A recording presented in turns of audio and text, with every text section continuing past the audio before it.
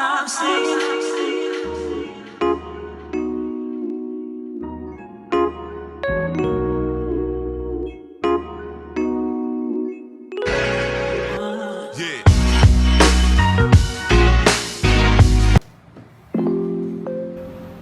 Hello guys! Ito, gagawa tayo ng chocolate cake. So, para sa aking mga kaibigan na nag-ask for baking a cake, ito, gagawa tayo ng chocolate cake. Nag-prepare ako ng 2 cups of flour. Then, nilagyan ko ng 1.5 teaspoon of baking powder. Yan. Then, 1.5 cup of milk. Yan.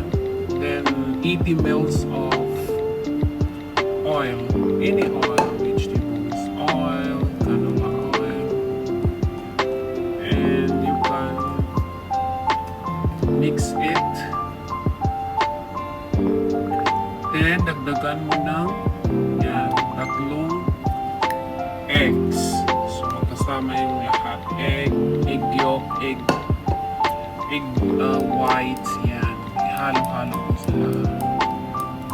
So, until it blends every ingredients well. Yan.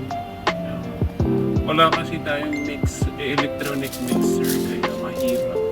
So, pagka mayroong electronic mixer, easy lang. Pero pagka mano-mano, it is really hard to mix a flour well, kasi yung consistency is not that fine. Yan. After that, ilalagay mo siya sa pan kung saan mo i-bake ang cake. Yan. Mag-set ka ng 350 degrees centigrade dun sa oven. I-preheat mo siya for 30 minutes. Yan. 350. Ito, gagawa na ako ng aking chocolate mousse. Ilalagay ko siya sa chocolate mousse. Ilalagay ko siya sa cup ng cake. Hindi lang to official kasi ano lang ito yung parang hindi naman siya ibibenta eh. So, kapainin lang.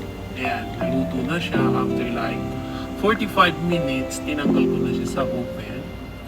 Pwede mo na din ilagay yung toppings, chocolate mousse.